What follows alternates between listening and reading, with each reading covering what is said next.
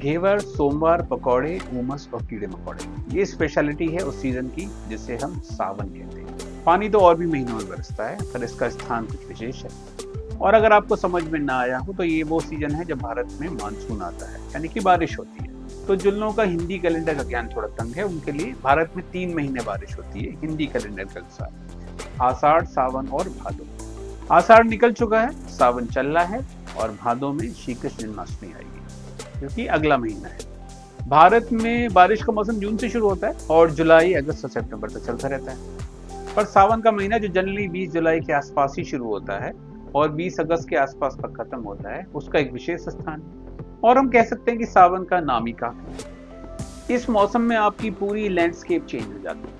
पानी बरसते ही प्रकृति अपना रंग दिखाती है और सब जगह आपको हरियाली दिखने लगेगी और हमारी नदियों और सड़कों पे बहुत सारा पानी हो गए। तो हर आदमी की हर सीजन से कुछ उम्मीद होती है और सावन से लोगों की बहुत सारी उम्मीद है और तमाम तरह की बातें होती हैं। इस सीजन की इतनी इंपॉर्टेंस है कि इंडिया के बहुत सारे शहर वेनिस बन जाते हैं और कई कई गाने बनाए गए हैं एक्सक्लूसिवली सावन के ऊपर।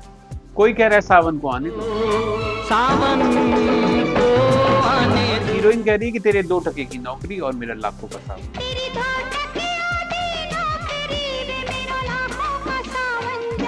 मजे की बात है कि अगर पानी ना बरसे या देर से बरसे तो लोग परेशान हो जाते हैं। अरे अब की लगता है पानी नहीं बरसेगा। जब पानी बरसने लगता है तो कहते हैं हे भगवान कितना पड़ेगा, हे भगवान कब तक बरसेगा।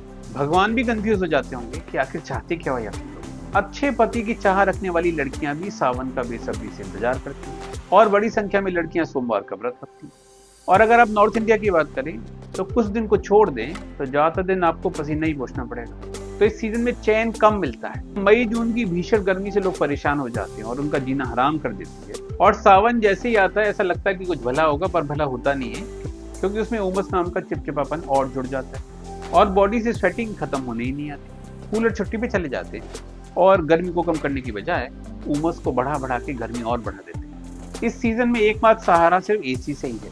बादल आते हैं और चले जाते हैं।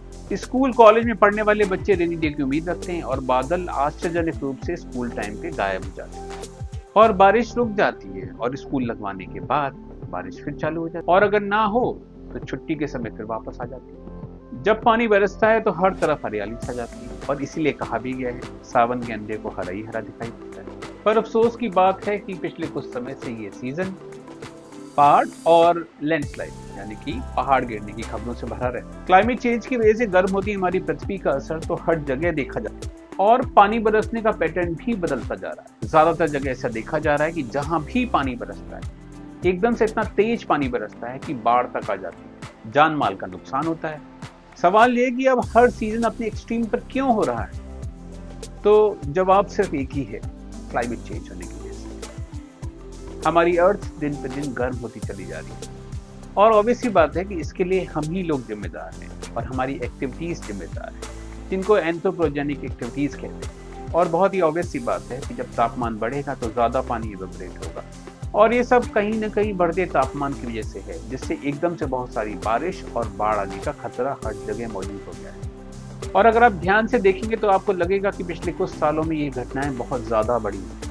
थोड़ा अगर पीछे जाएंगे तो लास्ट ईयर की मनाली की घटना, जिसमें पूरा का पूरा हाईवे बह गया था, और इस साल दिल्ली की हालत कई सारे दिनों में।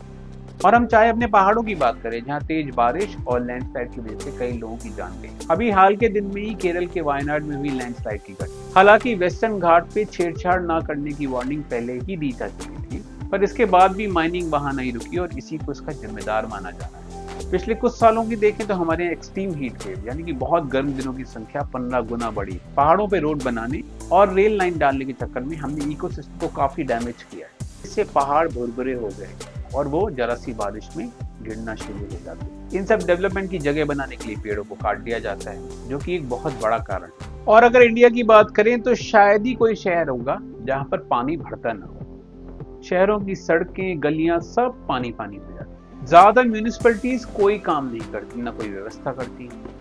हालांकि हर तरह का टैक्स लोगों से लिया जाता है, पर ज्यादातर शहर बेसिक सुविधाओं से बहुत ज्यादा दूर हैं। तो फिर शहरों की हालत इतनी बदहाल क्यों है? पूछता है भारत। साथ ही रहने वाले लोगों में भी शहर को कूड़ा घर बनाने की होड़ लगी हुई है। वेस्ट यानी कि कूड़ा एक बहुत बड़ी समस्या है और उसका डिस्पोजल करना उससे ज्यादा बड़ी समस्या है। और एक नागरिक होने के नाते हमें ये जरूर जानना चाहिए कि आखिर म्यूनिसिपैलिटीज उसका निपटारा कैसे करती है। ये बहुत इंपॉर्टेंट है, पर इसके बारे में हम लोग बेखबर रहते हैं। कई जगह नाले खुले भी रहते हैं और उसी में लोग कूड़ा भी डाल देते हैं।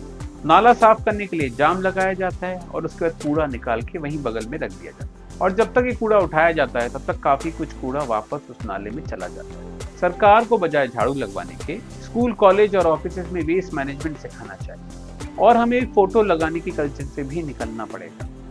अच्छा पति पाने के लिए 16 सोमवार के व्रत शुरू करने का सही समय भी यही महीना माना गया। भगवान शिव का महीना होने की वजह से आपको हर जगह हर हर महादेव की गूंज सुनाई पड़ेगी।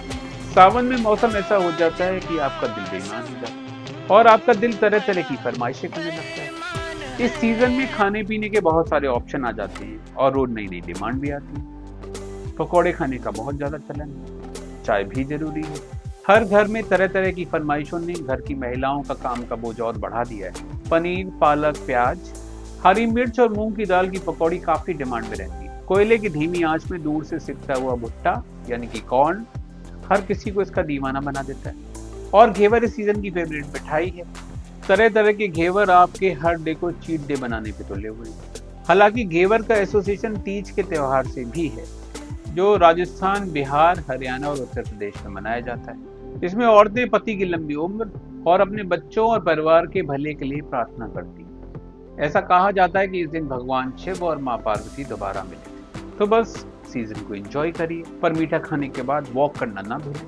और अगर आपको किसी वजह से मना है तो डॉक्टर से बिना पूछे मिठाई ना खाएं। वैसे खाने का सीधा संबंध खुश रहने से भी है। यह आपके टेस्ट बड्स को सुधारता है और साथ में स्मेल को भी अच्छी करता है। हमारी बॉडी डोपामाइन को रिलीज करती है, ये आपको स्ट्रेस फ्री करता है और खुश करता है। पर खाना संभल के ही है। पर दिन पे दिन जैसे हर चीज महंगी होती जा रही है, घेवर भी काफी महंगा होता जा रहा है। जितना बारिश का सीजन अच्छा है उतना परेशान करने वाला भी है। बारिश की वजह से ह्यूमिडिटी काफी बढ़ जाती है और यही लोगों की मुसीबतें बढ़ा देता है। पसीना है कि सूखता ही नहीं और हर तरफ दुर्गंध आती है और सिर्फ एसी ही काम करते हैं। कूलर तो कब का काम करना बंद कर दे। सूरज की रोशनी में अगर आप बाहर जाएं तो आपको लगेगा कि किसी ने आपको खौलते पानी के ऊपर बैठा दिया है। पर बादल आने के बाद चलने वाली ठंडी हवा के आगे सब फेल है और ये आपके मूड को अपलिफ्ट कर देते हैं।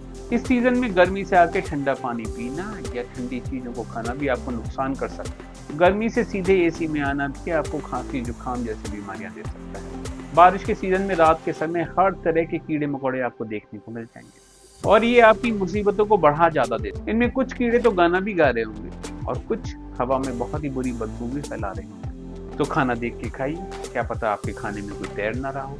तो अंत में हम यही कहेंगे कि नेचर के जितने पास रहेंगे उतना ही खुश रहेंगे। और ये सीजन खत्म होता है रक्षाबंधन से।